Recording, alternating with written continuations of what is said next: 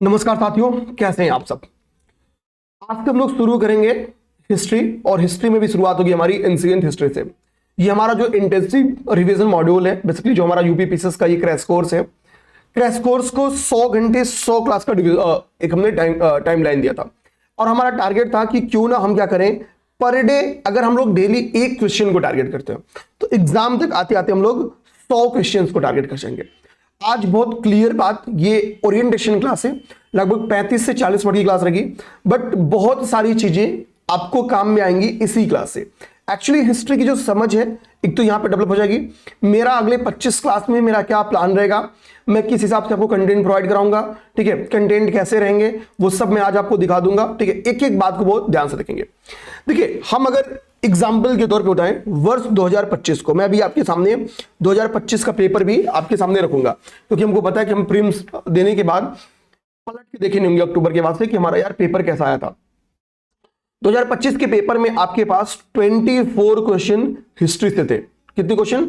24 question, और एक संभावित जो कट ऑफ है वो 94 टू 95 एक संभावित कट ऑफ मानी जा रही है, ठीक है, कि यही गई होगी क्योंकि इस पे लोगों का रिजल्ट है। अब एक चीज समझिए, यानी हम लोग क्या कह सकते हैं मेरे भाई, ठीक है, हम लोग कह सकते हैं कि अगर हम लोग इसको 96 भी मान लें, 96 भी मान लें, तो हम लोग कह सकते हैं कि 25% आपके रिजल्ट में, यानी 1/4 भूमिका आपके रिजल्ट में कौन है? हिस्ट्री के। और हिस्ट्री बस मैं जो कहूंगा वो उतना करते चलना। जब हम अपनी 25वीं क्लास समाप्त करेंगे ना, तो अगर आज आपकी हिस्ट्री यहां होगी, आज आपकी हिस्ट्री अगर यहां होगी, मतलब आप कोई भी पेपर दे रहे हो, हिस्ट्री यहां होगी, किससे हम कैसे समझेंगे कि आज ही आप क्या करो कि कोई एक पार्ट टेस्ट उठा लो हिस्ट्री का, ठीक है, जिसमें एंशिएंट, मिडिवल, मॉडर्न तीनों, ठीक, उठा लो। या हम जब एंशिएंट पढ़ रहे हैं तो एंशिएंट का टेस्ट दे लो, आज दे लो। जब एंशिएंट खत्म होगा तो एक पेपर एंशिएंट का देना, उसके बाद आज एक मिडवल दे लो, ठीक है, उसके बाद मिडवल देना, जब मिडवल खत्म होगा उसके बाद, जैसा भी समझ पाओ, या एंशिएंट मिडवल एक साथ दे लो, लेकिन जब खत्म होगा फिर आपको एक एंशिएंट मिडवल का पेपर देना होगा। तो अगर आज आपके ओवरऑल की मैं बात करूं कि मान लेते हैं कि किसी भी पेपर में आप टेस्ट देते हो और हिस्ट्री के 25 क्वेश्चन है समझने के लिए, क्वेश्चन की संख्या पेपर में 25 से 30 के बीच में रहती है, तो अगर मानते हैं कि आज आपकी प्रश्नों की संख्या जो सही होने की है अगर वो 12 से 13 है, ध्यान रहा, मैं मानता हूं कि इतनी क्वेश्चन आपके सही हो रहेंगे, इससे कम भी हो रहेंगे तो कोई दिक्कत की बात नहीं है, बट अब तैयार कर लेना, अब इसके बाद लापरवाही होगी तो गड़बड़ा जाएगा। लेकिन जब ये क्लास आपकी खत्म होगी तो मैं ये नहीं कह सकता हूं कि 25 में 25 सही कर दो गया, लेकिन इस बात की गारंटी दूंगा कि 23 तक तो आप पहुंच ही जाओगे, ठीक है। ध्यान रखना, 23 क्वेश्चन आप पहुंच जाओगे। मैं फुल टेस्ट की बात कर रहा हूं, पार्ट टेस्ट में इनडायरेक्टली समझा जाए कि पार्ट टेस्ट अगर आप यही दे रहे हो, पार्ट टेस्ट में मान लो कि फॉर एग्जांपल कि आपने 150 क्वेश्चन में से कुछ करंट अफेयर वगैरह हटा दिया या जो भी है, आप अगर आज 55-60 पे हो गए हिस्ट्री में, ठीक है, 55-60 पे, तो ये पूरी क्लास को निपटा लेने के बाद आप हंसते खेलते 95 तक पहुंचोगे, 95 टू 100 पहुंचोगे, इस बात की गारंटी देते हैं आपको। बस इस चीज को ध्यान देना है कि आप मेरे साथ बने रहना, ठीक है। बहुत सी चीजें आपको मैं होमवर्क के तौर पे भी दूंगा, क्योंकि देखो भाई एक चीज समझो, आप जब पूर्वावलोकन उठाओगे तो 800 कुछ पेज की पूर्वावलोकन है हिस्ट्री की। अब मार्केट में किसी की भी बुक उठा लो, कोई भी बुक उठा लो, तो आपको हिस्ट्री इतनी मोटी होती है ना कि उतना बाकी सब्जेक्ट 3-4 सब्जेक्ट मिला के होते हैं। मेरी बात समझ रहे हो? मतलब हमको हिस्ट्री में इतना पढ़ना है कि हम पॉलिटी अगर पूरा पढ़ जाएं, उसी में हम लोग पॉलिटी को समाहित कर सकते हैं, ठीक है। पॉलिटी इज इक्वल टू, आप समझ लो क्या है, पॉलिटी इज इक्वल टू आपका एंशिएंट एंड मिडिवल, ठीक है। जितना एंशिएंट और मिडिवल पढ़ना है उतना के लिए पॉलिटी पढ़नी है, ठीक है। मॉडर्न हिस्ट्री देना, और जो मॉडर्न हिस्ट्री है ना वही समझ जाओ अब क्या है मॉडर्न हिस्ट्री। मॉडर्न हिस्ट्री मतलब समझ जाओ आपकी पूरी जियोग्राफी है, जियोग्राफी है, इतना बड़ा ये टॉपिक है, मतलब इंडियन और वर्ल्ड दोनों मिला दो, तो हमको दो तरफा साथ देना पड़ेगा, मतलब हम खुद भी दें आप खुद भी दें, मिलके काम करिए कि रिजल्ट दोनों का है। आपका रिजल्ट होगा तो मेरे लिए लाभदारी है, और आपका रिजल्ट तो सिंपल सी बात है आपके लिए है ही है। अब प्लान को समझो, मैंने क्या किया है, अपने लिए 25 क्लासेस को रखा है, ठीक है। एक दिन में एक क्लास आपको जाएगी, और मेरे साथ आपकी इकोनॉमिक्स की क्लास स्टार्ट हो रही है रमन सर की। रमन सर आपका इकोनॉमिक्स, एग्रीकल्चर एंड इंडस्ट्री की क्लास स्टार्ट कर रहे हैं, ठीक है, मेरे साथ ही साथ, ठीक है। 15 क्लास इनकी है, ठीक ना। 40 क्लास आने वाले 40 दिनों में आपकी समाप्त होगी। लेकिन ध्यान देना, जब मैं हिस्ट्री की बात करता हूं तो हिस्ट्री में पहले लेक्चर में मैंने क्या समझ किया है, प्राचीन भारत के इतिहास के सोर्स और पाषाण काल यानी स्टोन एज, ठीक है। इसमें हम लोग ताम्रपाषाणिक पीरियड तक देख लेंगे, ठीक है, ताम्रपाषाणिक पीरियड तक देख लेंगे। इस टॉपिक को सोर्सेज में मैंने एक एक चीज, सोर्सेज में हम लोग क्या करेंगे, इसी समय हम इंस्क्रिप्शंस वगैरह को, कुछ लिटरेचर्स वगैरह को इंपॉर्टेंट देख लेंगे इनिशियल, ठीक है। तो सिंपल सी बात है, एक चीज सोचना, पूरी हम हिस्ट्री की बात करें तो भाई हमारे पास कम से कम वो कितने लिटरेचर याद करना है भाई, इंपॉर्टेंट कम से कम 50 से 60 बुक्स को याद करना हमको। पेपर में पीवाईक्यू में इतनी बुक्स आ चुकी हैं, ठीक है। तो अगर मैं सब बुक की बैठ के रीडिंग करूंगा, ठीक है, आप बोर होगे, मैं भी बोर होऊंगा, ठीक है। हाँ, हम क्या करेंगे, जो इंपॉर्टेंट बुक्स हैं, जो इंपॉर्टेंट सोर्सेज हैं, सोर्सेज को एक अच्छे फ्रेम में ब्रेक करा के आपको समझा ले जाना, जितना याद करा पाओ याद करा दो। बाकी एक चार्ट आपको प्रोवाइड करा दूंगा जिसको आपको याद करना रहेगा। मेरी बात समझ रहे हो, ठीक है। अच्छा, इसके बाद हम लोग जाएं सेकेंड अपने लेक्चर में, तो दूसरे में हमने वैदिक पीरियड स्टार्ट किया है, वैदिक सभ्यता स्टार्ट करेंगे। इसमें हम लोग अपना रिलीजियस मूवमेंट, हमको पता है कि 600 बीसी के ड्यूरेशन में क्या होता है, 600 बीसी में रिलीजियस मूवमेंट होगा। रिलीजियस मूवमेंट होगा तो इसमें बौद्धिज्म का जन्म होगा, इसी में जैनिज्म का जन्म होगा, और इसी समय आपका शैव और भागवत धर्म भी इसी समय आपका आएगा, शैव और भागवत धर्म भी आपका आएगा, ठीक है ना, ध्यान देना। तो कहने का मतलब क्या है कि रिलीजियस मूवमेंट से पेपर में क्वेश्चन भी बन जाते हैं, ठीक है। विशेषकर बौद्धिज्म और जैनिज्म इसमें बेहद इंपॉर्टेंट है, लेकिन शैव और आपका भागवत दम से भी क्वेश्चंस बन के आ जाते हैं। बेसिकली अलवार नैना टाइप के क्वेश्चंस बन के आ जाते हैं, ठीक है। और मतलब ऐसे क्वेश्चंस बन के आते हैं, तो हम लोग बेसिकली इन चीजों को ध्यान दे लेंगे, ठीक है ना, ध्यान देना, इन चीजों को ध्यान से देख लेंगे। अब हम लोग आएंगे इसके बाद से अगला, तो हमारा 600 बीसी में हमको पता कि भाई कि महाजनपदा का उद्भव होगा। देखो ऊपर हम लोग क्या देखने वाले हैं, मगध का उत्कर्ष। तो जब मगध का उत्कर्ष हम लोग पढ़ेंगे, ठीक है, जब हम लोग राइज ऑफ मगध पढ़ेंगे, तो राइज ऑफ मगध ही जब पढ़ेंगे तो इसी में हम लोग क्या करेंगे भाई, मगध का उत्थान होगा तो मगध पे ही आगे चल के क्या आती है, मौर्यन डायनेस्टी पढ़ती है, ठीक है। तो यानी मौर्यन डायनेस्टी का बेस कहां पड़ा, तो वो मगध में पड़ा। तो हम यहीं से क्लियर हो जाता है कि जब मगध का उत्कर्ष पढ़ाऊंगा मैं आपको, तो मगध का उत्कर्ष तो तभी पढ़ा पाऊंगा जब आपको मैं महाजनपदा पढ़ाऊंगा। तो महाजनपदा भी मैं आपको यहीं खत्म कराऊंगा, ठीक है, ताकि मगध का उत्कर्ष वहीं खत्म हो जाए, ठीक है ना, बात समझ गए। 16 महाजनपद, ठीक है, कैसे अवंती और मगध एक दूसरे को पावरफुल बनाते हैं, फिर कैसे मगध सबको लीड करते हुआ आगे आ जाएगा, फिर मगध पे कौन कौन सी डायनेस्टीज आई, और फाइनली कैसे एक छत्र राज आता है मौर्यन डायनेस्टी का। फिर देखो, जब हम जाने की कोशिश करते हैं, मतलब जब हम लोग मौर्यन डायनेस्टी के इंसिडेंट ड्यूरेशन में देखेंगे, दो बड़ी डायनेस्टीज हैं, मौर्यन डायनेस्टी और गुप्ता डायनेस्टी। तो आप कभी इस चीज को ध्यान देना, ठीक है, कभी इस चीज को ध्यान देना, पीवाईक्यूज आपको मैं दिखाऊंगा अभी कि क्वेश्चंस क्या बन के आते हैं। मौर्यन पीरियड की शुरुआत के राजाओं का कभी क्रम नहीं आएगा पेपर में, ठीक है, लेकिन जब आप वही लेटर मौर्य पीरियड पढ़ोगे ना, तो हो सकता है कि लेटर मौर्य पीरियड में कि राजाओं का क्रम आपसे पेपर में क्वेश्चन बना के पूछ ले, क्योंकि यहां फंसने की संभावना है। लेकिन मौर्यंस में शुरू में सब लोग बता देंगे, ठीक है, तो इसी के लिए शुरू में नहीं देगा क्रम, ठीक है, ध्यान देना। तो होता क्या कि एक तो क्रम के ऊपर, वंशावलियों के क्रम के ऊपर क्वेश्चन आता है, कुछ प्रमुख युद्धों के ऊपर क्वेश्चन आ जाता है, ठीक है, कुछ प्रमुख युद्धों के ऊपर क्वेश्चन आ जाता है, इस ड्यूरेशन के लिटरेचर के ऊपर क्वेश्चन आ जाता है, जिसको हम लोग ऊपर भी पढ़ लेंगे। इस ड्यूरेशन में जो आर्ट एंड कल्चर का डेवलपमेंट हो रहा है, ठीक है, देखना, यानी कौन से स्थापत्य, अच्छा आर्ट एंड कल्चर के डेवलपमेंट में तो लिटरेचर हम लोग ऑलरेडी देख रहे हैं, हम लोग बेसिकली क्या देखेंगे आर्ट एंड कल्चर में, ठीक है। इसके अलावा जो स्थापत्य विकास हो रहा है, ठीक है, जो स्थापत्य विकास हो रहा है, ठीक है, उसको हम लोग बेसिकली जो आर्कियोलॉजी, ठीक है, जो स्थापत्य का विकास है उस चीज को हम लोग देख लेंगे। अच्छा, देखेंगे बेसिकली इन ड्यूरेशन में स्तूपास वगैरह ही तो डेवलप है, ठीक है, तो बहुत कुछ ऐसा है नहीं, हम लोग मतलब कायदे से देख जाएंगे। अब हम उसके बाद से आए, ठीक है, एक एक चीज को खत्म करते हुए, तो जब हम लेक्चर नंबर 7 पे पहुंच रहे हैं, ध्यान देना, लेक्चर नंबर 7, तो यहां पे क्या है, अरबों का भारत पे आक्रमण स्टार्ट हो रहा है, अरब का भारत पे आक्रमण स्टार्ट हो रहा है। तो जैसे ही अरब का भारत पे आक्रमण स्टार्ट होगा, यहीं से आपका मेडिवल पीरियड स्टार्ट हो जाएगा, मेडिवल हिस्ट्री स्टार्ट हो जाएगा। तो हम इन 7 क्लासेस में आप देखोगे कि एक एक हिस्से पे टाइम देने वाले, ठीक है, एक एक हिस्से पे, और हम फोकस किस नेचर बेस्ड करेंगे, हमको क्या अपना नजरिया रखना चाहिए हिस्ट्री का, यह समझने के लिए हमको एक बार पीवाईक्यू की कुछ क्वेश्चंस देखने होंगे। तो चलिए पहले मैं आपको पीवाईक्यू के क्वेश्चंस दिखाता हूं, ठीक है ना। सिर्फ पीवाईक्यू के क्वेश्चंस तो मैं पहले आपको नोट्स दिखा देता हूं, आपके नोट्स जो आपको, अच्छा नोट्स बाइलिंगुअल हैं, आप परेशान मत होना, ठीक है, क्योंकि स्क्रीन पे अभी मैं एक ही नोट्स खोल रहा हूं, देखना। पहले तो ये आपका वही मेरा जो लेक्चर प्लान है, लेक्चर प्लान को, ठीक है, बाइलिंगुअली ट्रांसलेट कर दिया हूं, ठीक है ना। अब यहां आ जाओ, अब देखो, जैसे फॉर एग्जांपल एक चीज को आप समझाओ, प्राचीन इतिहास के स्रोत, और हम लोग आते हैं पाषाण काल पे, ठीक है। तो मैंने हमारे पास क्या ऑप्शन है, मैंने आपको सिंपली पहले बताने की कोशिश की भाई कि जो प्री हिस्टोरिक पीरियड होता है वो क्या होता है, प्रोटो हिस्टोरिक पीरियड क्या होती है, ठीक है, और हिस्टोरिकल पीरियड्स क्या होते हैं। इस कॉन्सेप्ट के बेस पीवाईक्यूज में क्वेश्चन आते रहते हैं, ठीक है। इसके बाद से हम थोड़ा सा सोर्सेस को डिवाइड करेंगे, ठीक है, और सोर्सेस के बेस में हम लोग क्या करेंगे, बेसिकली लिटरेचर्स को और जो हमारे पास आर्कियोलॉजिकल एविडेंसेस हैं उनके बेस डिवाइड करेंगे, ठीक है। फिर इसमें आर्कियोलॉजिकल एविडेंसेस में हम लोग स्कल्पचर्स को, क्वाइंस को, ठीक है, ठीक है, इंस्क्रिप्शंस को, इन चीजों को देखेंगे। अब देखो इसके बाद से क्या है, मैं एक फेज बेस, ठीक है, यानी फॉर एग्जांपल हमने पैलियोलिथिक पीरियड देखा, तो पैलियोलिथिक पीरियड की क्या विशेषता थी, बेसिकली देखो जीवन शैली पे क्वेश्चन नहीं आएगा, क्योंकि देखो स्टोन एज में क्या है, स्टोन एज में क्लियर सी बात क्या है कि भाई पूरे स्टोन एज में एक क्वालिटी आपको मिलेगी, और एक क्वालिटी क्या होगी कि लोग क्या होंगे, हंटर एंड फूड गैदरर होंगे। ये क्या होंगे, हंटर एंड फूड गैदरर होंगे, ठीक है, फूड गैदरर होंगे, ठीक, यानी शिकारी एवं खाद्य संग्राहक होंगे। ये पूरे ड्यूरेशन का इनका क्या है, एक नेचर है, शिकारी एवं खाद्य संग्राहक का, शिकारी एवं,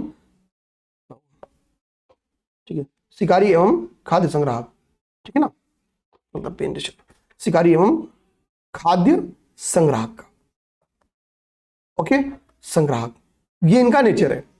अब यही जो ये फूड गैदरर है ना, ये इसके बाद क्या होंगे, फूड गैदरर की जगह प्रोड्यूसर बन जाएंगे न्यूलिथिक पीरियड आते आते, ठीक है। तो ये जो चेंजिंग हो रहा है, तो जब इनकी लाइफ साइकिल में चेंजिंग हो रहा है, तो इस बीच में कई नई टेक्नोलॉजीज को यूज कर रहे हैं, नए नए वेपन्स यूज कर रहे हैं, जीवन शैली में परिवर्तन हो रहे हैं, ठीक है, आग की खोज हो रही है, आग के प्रयोग स्टार्ट हो रहे हैं। आप समझे ना मेरी बात।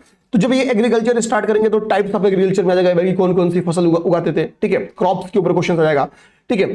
तो हमको इस ड्यूरेशन में कुछ साइट्स मिलेंगी, ठीक है, कुछ न्यूलिथिक साइट्स होंगी। न्यूलिथिक साइट्स क्या मानेंगे भाई, वो जब हमको जिन साइट्स में हमको फूड गैदरर की जगह, ठीक है, फूड प्रोड्यूसर के एग्जांपल मिलेंगे, ठीक है, परमानेंट सेटलमेंट का एग्जांपल मिलेगा, तो हम मानेंगे भाई ये न्यूलिथिक पीरियड का एग्जांपल है, ठीक है। तो हमको ऐसे क्या है, बेसिकली प्री उठा के देख लो, प्री में यही क्वेश्चन है कि कौन से साइट्स न्यूलिथिक साइट्स हैं, ठीक है, कौन से मध्य पाषाणकालीन स्थल है, बेसिकली क्वेश्चन इसके बेस्ड है, ठीक है। आपका पूरा कुछ यूपी में खास रूप में जो एग्जांपल्स हैं वो आपकी पूरी की पूरी पाषाण काल का यानी पैलियोलिथिक एज का आपका फेवरेट एग्जांपल्स यूपी में, ठीक है, उसमें सोहन रिवर वैली सबसे एग्जांपल्स है।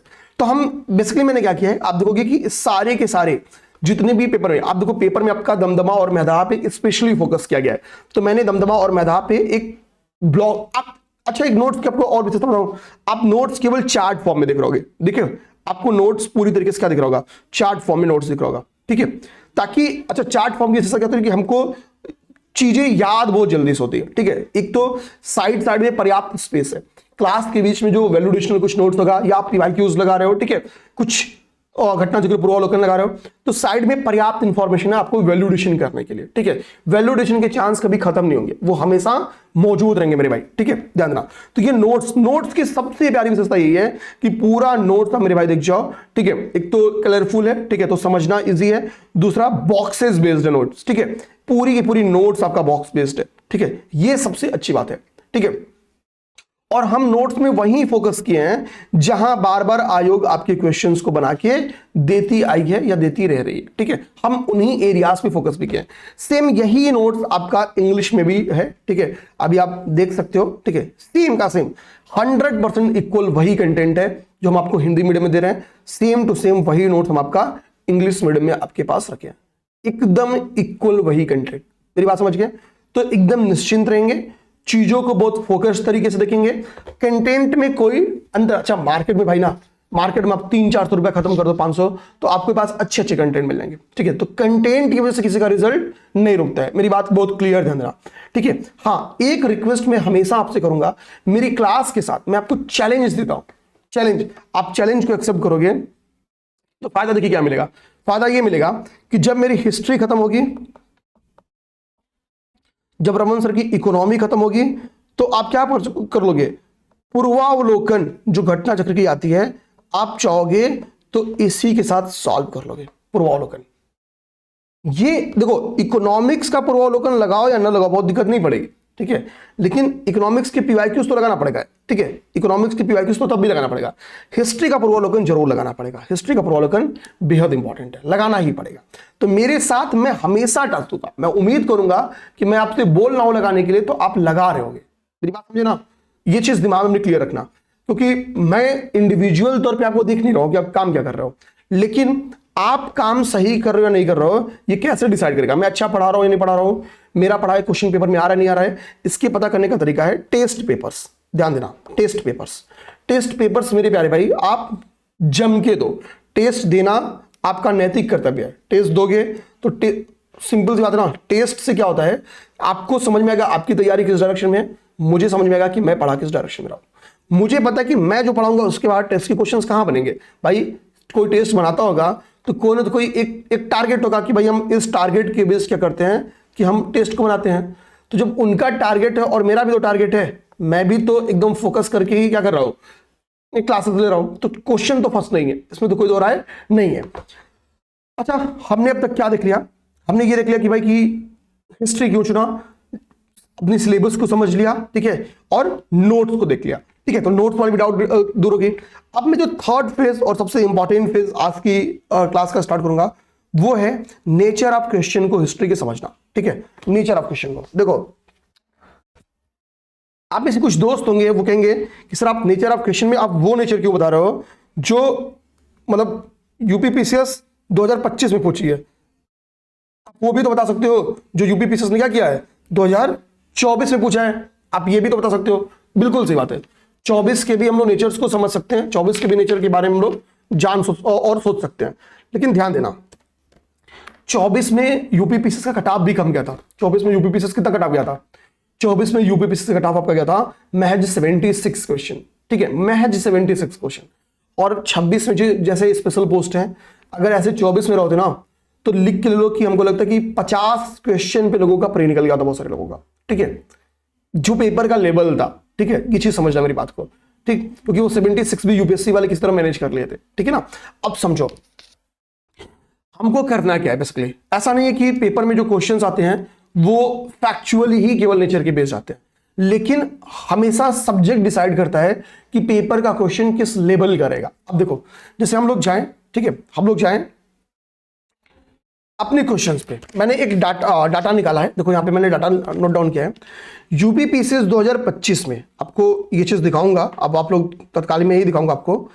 यूपीपीसीएस 2025 में आपके 24 क्वेश्चन आए थे। कितने? 24 क्वेश्चन आए थे। ये सब लोग आपने चेक किया होगा, चलो नहीं चेक किया होगा तो किसी ने किसी यूट्यूब चैनल के थ्रू या कहीं से पता किया होगा। लेकिन आपको क्या पता है कि इन 24 क्वेश्चंस में क्रोनोलॉजी को अरेंज करने के लिए, यानी क्रमानुसार, कितना क्रमानुसार क्रोनोलॉजी अरेंज करने के लिए 13 क्वेश्चंस आए थे, यानी 50%। आगे बात समझ में होते तो एक आध क्वेश्चन मैं नहीं दे पाया हूं, ठीक है, कोई कोई 24 का 25 है, बट ध्यान देना 24 क्वेश्चन आए हैं, ठीक है। और मान लो कि एक आध कैलकुलेशन मेरा गलत हो, ठीक है, मैं आपको दिखा भी दूंगा अभी। तो इतने क्वेश्चन आपको क्या आ रहे हैं, इतने क्वेश्चन अकेले क्रमानुसार क्रोनोलॉजी में लगाने के आ रहे हैं। और क्रोनोलॉजी में ऐसी बात नहीं है कि केवल और केवल जो आपका नेशनल मूवमेंट है वहां से क्वेश्चन केवल बन के क्रमानुसार आए हैं। क्रमानुसार के क्वेश्चंस आपके हर फेज, देखो हिस्ट्री की खूबी क्या ना कि हर एक फेज में वो आपसे चाहे तो क्रम को अरेंज करवा सकता है, क्रम को अरेंज करवा सकता है, ठीक है। जैसे देना, जैसे फॉर एग्जांपल एक छोटी सी कहानी आपको बताता हूं, ठीक है, और ये क्वेश्चन बना नहीं पेपर में, बट बन जाए, हम कभी फोकस नहीं होंगे। देखो मूर्ति हम लोग पाते हैं, मूर्ति की प्रारंभिक साक्ष्य कहां पाते हैं, तो भाई देवी देवताओं की यानी मृण मूर्तियां जो क्ले मिट्टी की मूर्तियां हैं, ठीक है, उनके हम लोग साक्ष्य कहां पा जाते हैं, हड़प्पन से ही पा जाते हैं।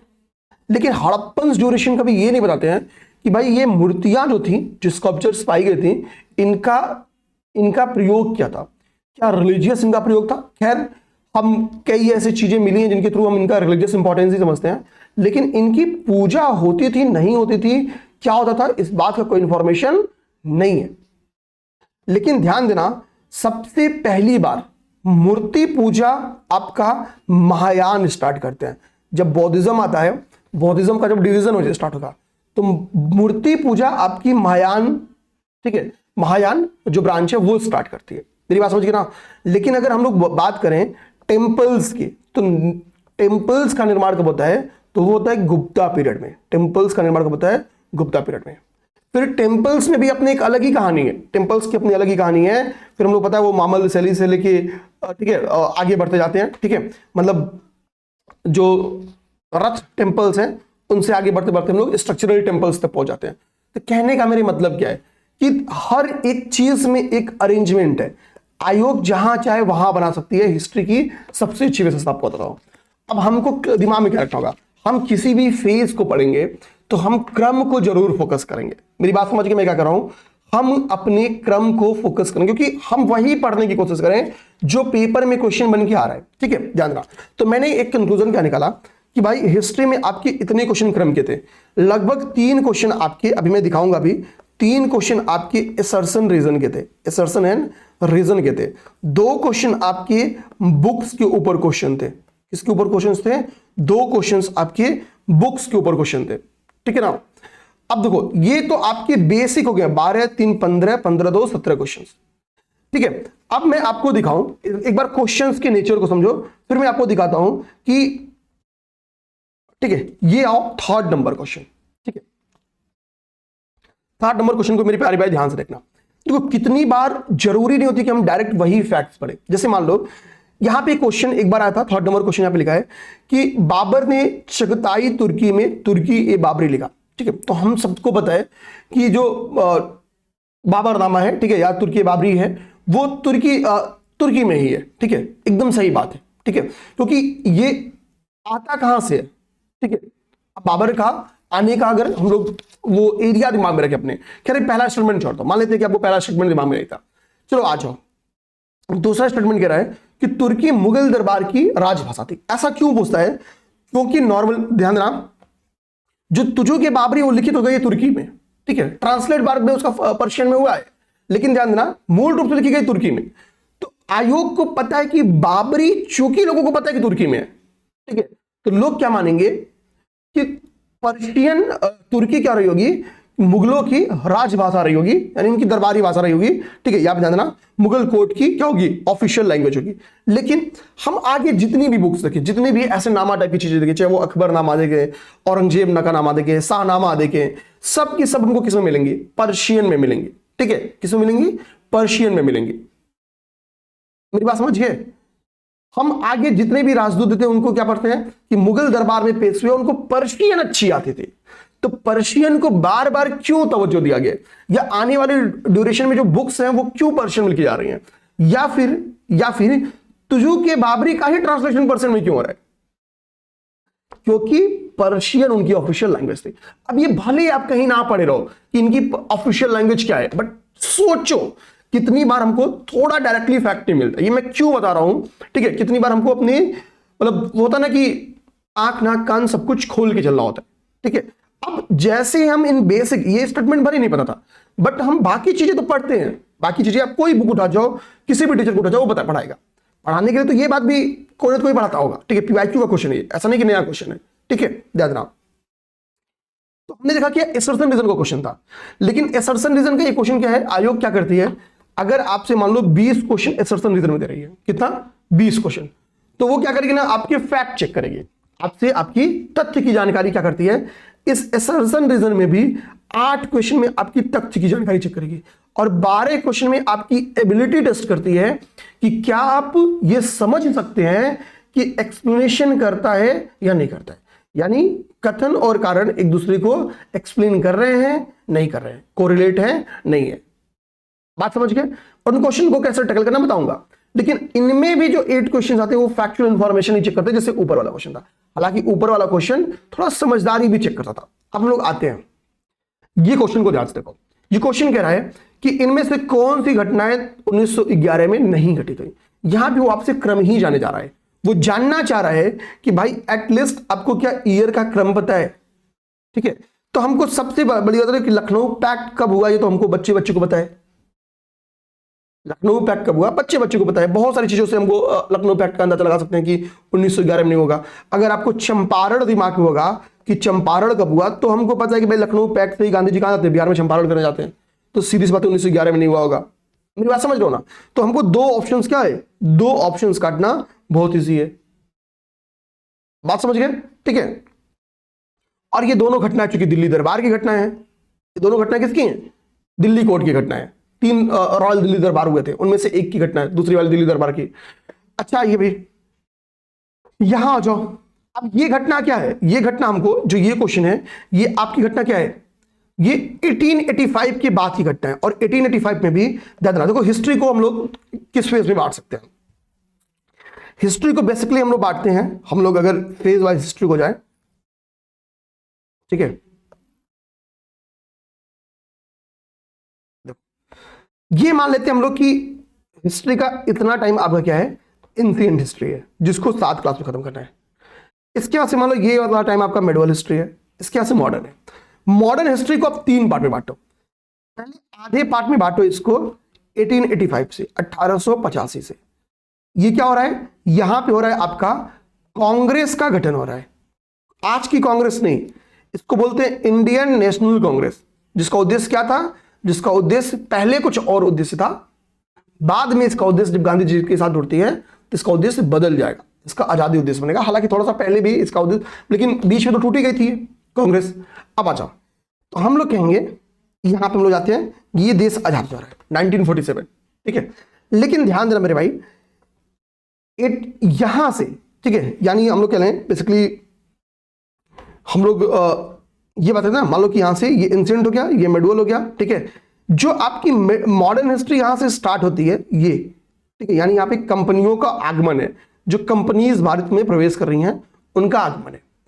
तो कंपनी यानी हम लोग बेसिकली प्लासी वगैरह भी बोल सकते हैं, लेकिन कंपनी का आगमन ही बोले। हम लोग क्या करते हैं? 1600 से काउंट करते हैं। हालांकि 1600 थोड़ा पहले हो जाएगा, क्योंकि हम लोग 1707 काउंट कर लेते हैं, जब औरंगजेब निपटेगा उसके बाद से। तो 1707 से 1885 की हिस्ट्री एक अलग हिस्ट्री है। इस हिस्ट्री में क्या होता है? इस हिस्ट्री में जो जो आपकी ईस्ट इंडिया कंपनी आई है, वो ईस्ट इंडिया कंपनी पावरफुल बनेगी, ठीक है। फिर क्या होगा? इस ईस्ट इंडिया कंपनी के थ्रू क्या होगा? ब्रिटिश अंपायर अपने आप को भारत में क्या बनाएगा? पावरफुल बनाएगा।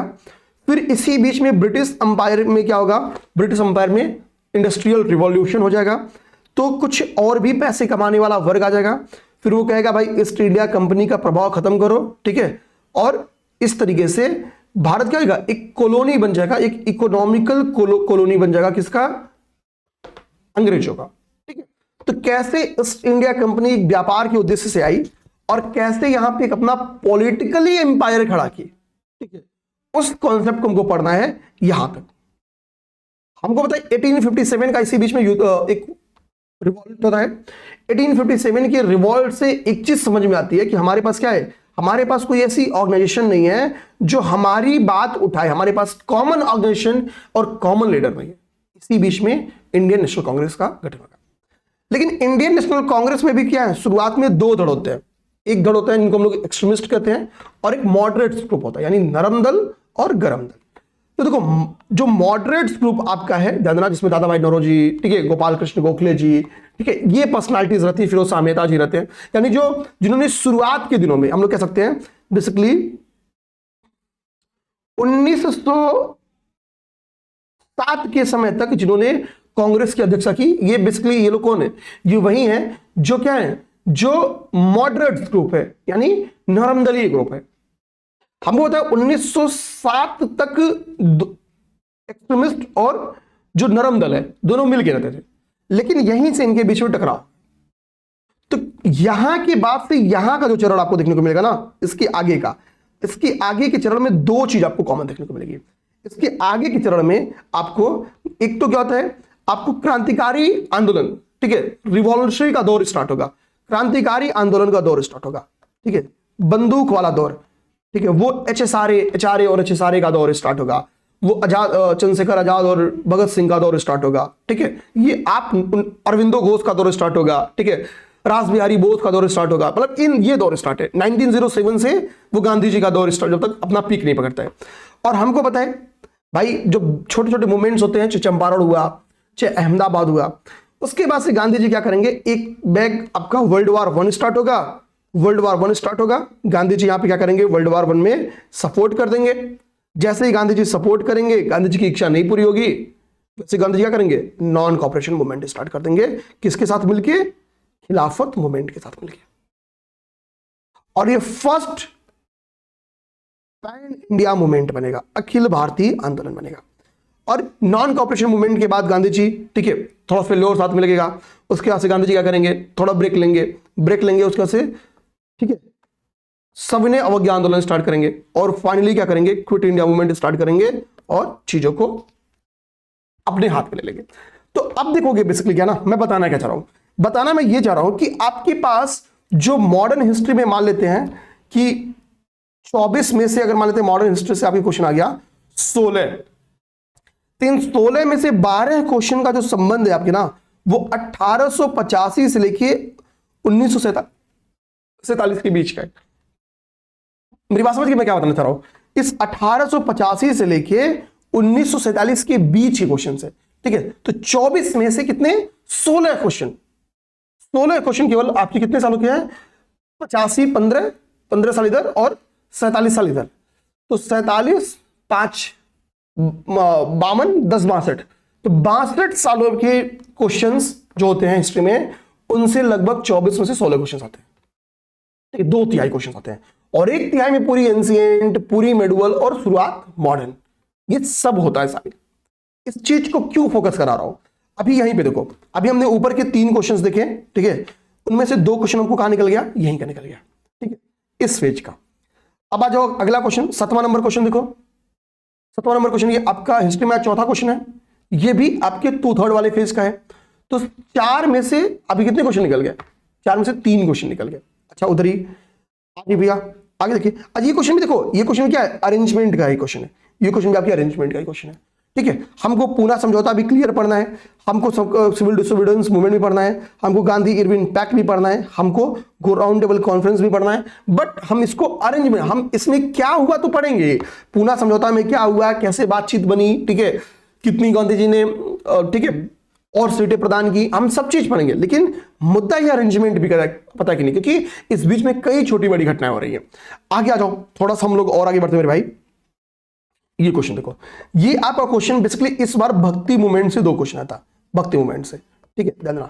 एक तो क्वेश्चन क्या था कि भक्ति संतों को अरेंज करने के लिए था, क्योंकि भक्ति मूवमेंट कोई 5 दिन का दौर तो है नहीं, ठीक है, शुरुआत के ही अच्छा भक्ति मूवमेंट के इन संतों का ये जो क्वेश्चन था पीआईक्यू का क्वेश्चन था, इनका एक क्रम का मैंने ऑर्डर बनाया, वो मैं आपको जब क्लास बनाऊंगा तो बता दूंगा, वो क्रम दिमाग में रखना है, आप इजिली कर लोगे। इनको गुरु मिलाना था और एक क्वेश्चन आता क्रम अरेंज करना था, ठीक है, भक्ति जो संत है उनका क्रम अरेंज करना था, तो ऐसे क्वेश्चंस बन के आते हैं, ठीक है, ये समझ सकते हैं हम लोग। अब जो इसके लिए, इस क्वेश्चन को जानने के लिए हमको कौन से कॉन्सेप्ट की जरूरत थी, फैक्ट ही तो था ना, बस हम जब चीजों को पढ़ेंगे तो फोकस अच्छा रहना चाहिए, ठीक है, ध्यान देना।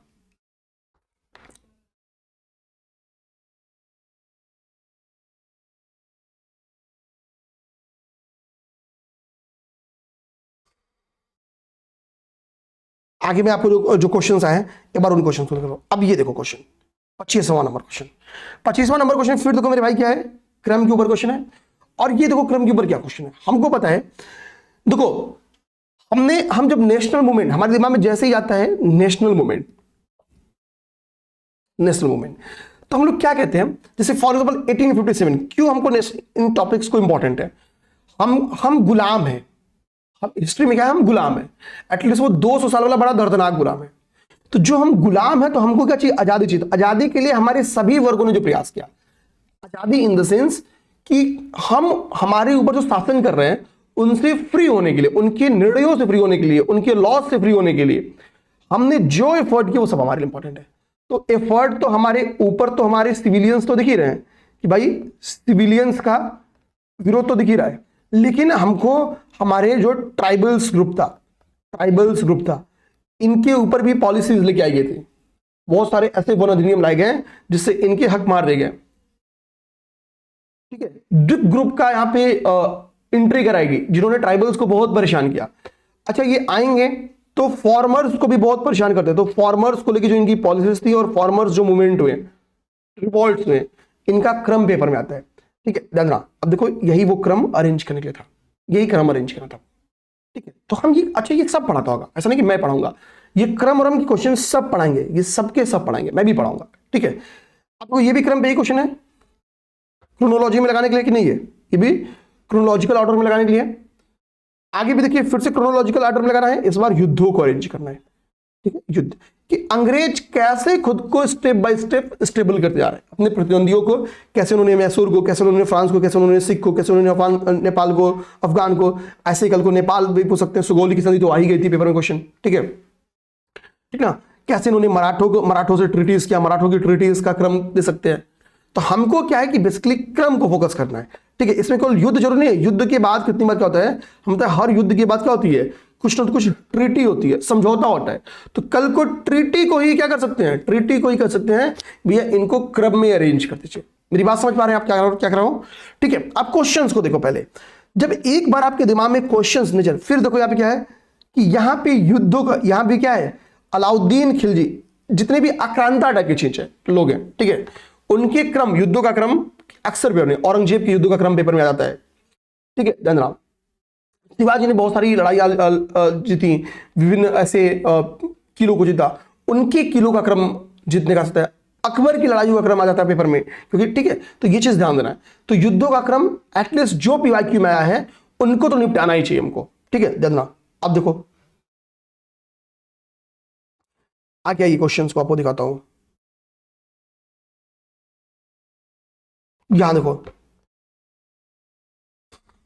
ठीक है, इस क्वेश्चन को हमको मैथ्स कॉलम में मिलाना था, और यहां पे क्या था, यहां पे गवर्नर जनरल है, यहां पे गवर्नर जनरल का मैं आपको प्रॉपर एक चार्ट ही दूंगा अपनी क्लास में, ठीक है, जिसमें आपको कैसे, जो बंगाल का गवर्नर था, ठीक है, जो ठीक है, जब उसको बंगाल का गवर्नर जनरल बनाया गया, ठीक है, बंगाल की गवर्नर जनरल को जो भारत का गवर्नर जनरल बनाया गया, भारत के गवर्नर जनरल को जो वायसराय बनाया गया, ठीक है, तो इस पूरे को क्रम को ही दूंगा कि भाई कि बंगाल ये वो गवर्नर थे, इनके ड्यूरेशन में ये काम होगा, भारत के गवर्नर जनरल के ड्यूरेशन में ये काम होगा, वायसराय के ड्यूरेशन में ये काम, हम उसका पूरा अरेंजमेंट ही दिखाएंगे, ठीक है, ध्यान रखना। यहां पे देखो फिर क्रमानुसार अरेंज करने के लिए क्वेश्चन है, हिस्ट्री का ही क्वेश्चन है वो भी, ठीक है।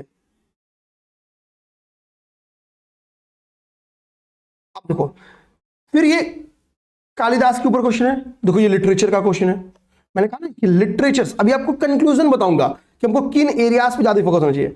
यहां पे देखो बुलंद दरवाजा का निर्माण हो रहा है अकबर के समय, ठीक है, अकबर के समय स्थापत्य का डेवलपमेंट हो रहा है, ठीक है, ध्यान देना। और सिंपल फैक्ट क्वेश्चन था, कह रहा है कि भाई कि फतेह बुलंद दरवाजा बनाया गया, सबको पता है, कह रहा है कि लेकिन इसने बुलंद दरवाजा अपने पुत्र जहांगीर की याद में बनाया, ठीक है। देखो ये जो बुलंद दरवाजा टाइप की चीज बनती थी ना, ये हमेशा किसी युद्ध की विजय की मेमोरी हुआ करती थी, ये हमेशा दिमाग में रखना। जैसे ये मेमोरी थी गुजरात विजय की, भारतीय शासक भी बनाते थे, राणा कुंभा ने भी बनवाया हुआ है, ठीक है, तो गुजरात विजय के उपलक्ष्य में इसको बनवाया गया था। मेरी बात समझ रहे ना, तो बेसिक कॉन्सेप्ट जब क्लियर रहेगा ना, तो हम लोग इजी टल पे ये फैक्चुअल क्वेश्चन को भी डील कर लेंगे, मतलब ऐसे क्वेश्चंस भी आपसे हंसते खेलते डील देंगे। आप एक बार जब क्वेश्चंस देखोगे, अब देखो यहां पे क्या है कि मकबरों को मैच कराइए, यहां पे मकबरों को मैच कराने के क्वेश्चन है। आप इस तरीके से क्वेश्चंस को देखते जाना, आप कंक्लूड करते हैं हम लोग, ठीक है, ऐसे सारे क्वेश्चंस आप देख जाना, मैं ये नहीं करूं कि बस मैं जितना दिखा दिया आप उतना देख लेना, ठीक है, आप कंक्लूड करो।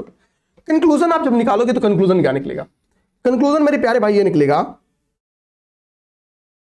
जहां थे कंक्लूजन क्या निकलेगा कि देखो यार, यहां पे कंक्लूजन लिखते हैं जिसको हम लोग को अपने दिमाग में क्लैरिटी के साथ रखनी है, हमारे दिमाग में क्लियर रखना है कि हमको एंशिएंट प्लस मेडुवल पढ़ना है, छोड़ना नहीं है। क्वेश्चंस कम आ रहे हैं लेकिन आ रहे हैं। यहां से क्वेश्चन कितने आते हैं, पूरे हिस्ट्री का 35 से 40% क्वेश्चन यहां से आता है, कितना, 35 से 40% क्वेश्चन, कंक्लूजन ये निकलता है। अब हम लोग बात करें मॉडर्न हिस्ट्री का, ठीक है, मॉडर्न हिस्ट्री की बात करें तो मॉडर्न हिस्ट्री में अभी कितने क्वेश्चन आता है, तो मॉडर्न हिस्ट्री से अभी जो क्वेश्चन आता है वो क्वेश्चन बन के आता है लगभग कितना, ठीक है, थोड़ा बात कर लेते हैं, तो पेन चार्ज में लगा दिया हमारा लगभग 60 से 65% क्वेश्चन। फिर मॉडर्न हिस्ट्री को भी दो पार्ट में बांटो, कांग्रेस के गठन के पूर्व और कांग्रेस के गठन के पश्चात। तो मॉडर्न हिस्ट्री से अगर आपके, ठीक है, जितने भी क्वेश्चन आते हैं उसका भी 2/3 क्वेश्चन कहां से आता है, उसका 2/3 क्या, उसका 3/4 मान लो क्वेश्चन, उसका 3/4 क्वेश्चन आपका होता है कहां से, आफ्टर 1907, यानी सूरत विभाजन से लेके देश के आजादी तक, इन 40 सालों से संबंध होता है। इन 40 सालों से उसका संबंध रहता है। तो हम लोग अब बात करेंगे मॉडर्न हिस्ट्री का, जो मैंने कंक्लूजन बताया लिख देता हूं, ठीक है। मॉडर्न हिस्ट्री, ठीक है ना। तो मॉडर्न हिस्ट्री में क्या बताया कि भाई यहां को हम लोग दो पार्ट में बांट सकते हैं, बिफोर कांग्रेस, आईएनसी करते हैं, इंडियन नेशनल कांग्रेस, और आफ्टर, नहीं बिफोर कांग्रेस न लिखो, ठीक है। एक बिफोर कांग्रेस हो गया, एक इंडियन नेशनल कांग्रेस से लेके, ठीक है, 1907 में जब सूरत विभाजन हो रहा है, और एक 1907 से लेके, ठीक है, 1947। तो देखो भाई, अगर मान लेते हैं कि यहां से आपके क्वेश्चन कितने बन के आते हैं, यहां से जो आपके क्वेश्चन बन के आते हैं 60 से 65% बन के आते हैं, और इन 60 से 65% क्वेश्चन में भी जो आपका ये वाला एरिया है 1907 से 1947, यानी, ठीक है, ये वाला क्वेश्चन, यानी हम लोग कह सकते हैं सूरत विभाजन से, ठीक है, सूरत, तो जो सूरत का डिवीजन हो रहा है, ठीक है, सूरत डिवीजन से आपका, ठीक है, माउंट बेटन प्लान तक, माउंट बेटन योजना यहां तक, ठीक है। अब इसके बाद से कॉन्स्टिट्यूशनल असेंबली का निर्माण होगा, तो बेसिकली कॉन्स्टिट्यूशनल असेंबली का निर्माण होता है, तो वो हम लोग पॉलिटी में उस वाले पोर्शन को समझ लेते हैं, शुरुआत की जो पॉलिटी होती है। यहां के बीच में आपकी याद क्या आते हैं, 2/3 क्वेश्चन आते हैं, 2/3, बाकी 1/3 क्वेश्चन कहां से आते हैं, ठीक है, हम लोग कह सकते हैं इधर के पोर्शन से आते हैं, ठीक है। ये हो गया कंक्लूजन पॉइंट। जो क्रम का क्वेश्चन, क्रोनोलॉजी अरेंज करने के क्वेश्चन आता है, तो क्रम के क्वेश्चन की संख्या कितनी होती है, लगभग 50 से 60% क्वेश्चन आपके क्रम में यहीं से मैनेज करने के आता है।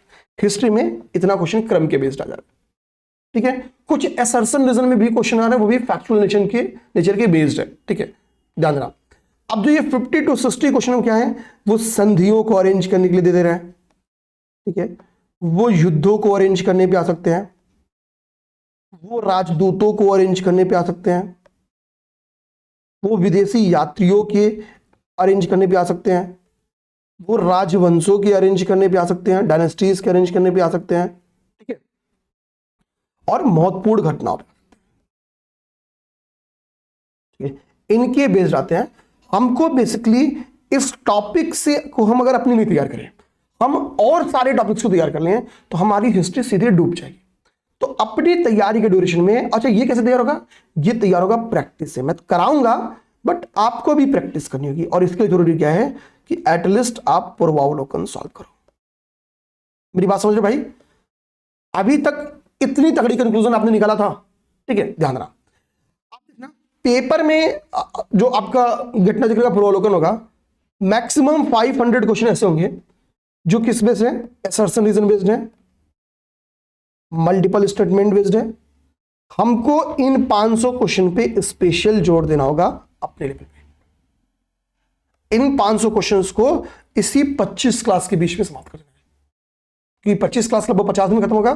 तो डेली अगर 10 से 15 क्वेश्चन आप लोग असर्शन रीजन और मल्टीपल स्टेटमेंट का लगाओगे, तो मेरे साथ पीवाईक्यू में आए हुए यहां घटना चक्र पूर्वावलोकन में दिए गए सारे क्वेश्चन समाप्त हो जाएंगे, आपके सारे के सारे क्वेश्चन आपके समाप्त हो जाएंगे। बात समझ गए। एंशिएंट हिस्ट्री में हमने क्या देखा कि जो क्वेश्चंस एंशिएंट और मिडिवल में आ भी रहा है, उसकी मैक्सिमम भूमिका किसके बेस्ड है, लिटरेचर बेस्ड है, साहित्य आधारित है, एडमिनिस्ट्रेशन बेस्ड है। एडमिनिस्ट्रेशन में भी बेसिकली रेवेन्यू को फोकस किया गया है, ठीक है, धन्यवाद। और कल्चर में स्थापत्यों का निर्माण,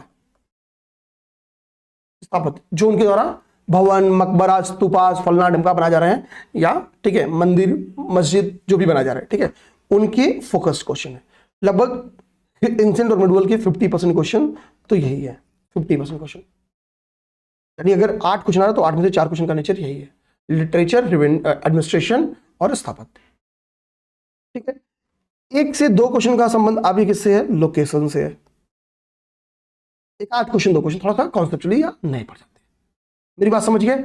यही है आपकी हिस्ट्री का पूरा ऑपरेशन, ठीक है, यही आपकी हिस्ट्री का पूरा मेरे भाई ऑपरेशन है। और हम अपनी तैयारी को इसी के फोकस भी रखेंगे, इसी के फोकस रखेंगे। तो अब मेरी बात समझ गए? आज की पूरी 45 मिनट की क्लास की कहानी आप समझ पाए कि हम किन एरियाज को ज्यादा टारगेट करें, कहां पे अपने आप को केंद्रित रखें, नेचर क्या होना चाहिए हमारी तैयारी का, ठीक है, मैं आपकी क्या मदद कर सकता हूं, ये सब चीज हम लोग समझ गए। लेक्चर नंबर 1 अपने शेड्यूल के हिसाब से स्टार्ट होगा, ये ओरिएंटेशन क्लास था। उम्मीद करेंगे आप मेरी बातों को समझ पाएंगे, ठीक है। लेक्चर क्लासेस जब स्टार्ट होंगी, मतलब स्टार्ट ही है अब, आपको कोई डाउट नहीं आएगा, मैं विश्वास दिलाऊं, जितनी बेहतरीन इत्मीनान से आपको समझा पाऊंगा उतनी बेहतरीन इत्मीनान से समझाऊंगा। मैं खुद भी चाहूंगा कि आप लोग इस बार फोड़ो रिजल्ट, मैं अपनी तरफ से हरगिज गलती नहीं करूंगा। आपको विश्वास दिखाता हूं, अकेले इसी हिस्ट्री की क्लास से मैं आपको गारंटी दिला दूंगा कि आपको ने जो पैसे हमारे ऊपर लगाए हैं, आपके पैसे निकल गए, बाकी तो सब बोनस क्लासेस आपके लिए। मेरी बात मानना, बस ट्रस्ट करना 25 क्लास, ठीक है। घबराना नहीं कि टाइम लग रहा है, ये लग रहा है, वो लग रहा है। मैं आपको बाद के तो 10 घंटे नहीं रखा हूं, 1 घंटे आपको समय देना है। हो सकता है थोड़ा स्पीड कंटेंट बेस है तो 2 घंटे टाइम आपका लक्ष्य है, थोड़ा रिवीजन करने में, आपको इससे ज्यादा टाइम नहीं लगेगा। 2 घंटा हमें दो, बाकी 5 घंटे 6 घंटे 6-7 घंटे खुद से लग, इतने में काम खत्म। आप इस बार मेंस लिखता मिलोगे, ठीक है। चलिए भाई, ठीक है, धन्यवाद।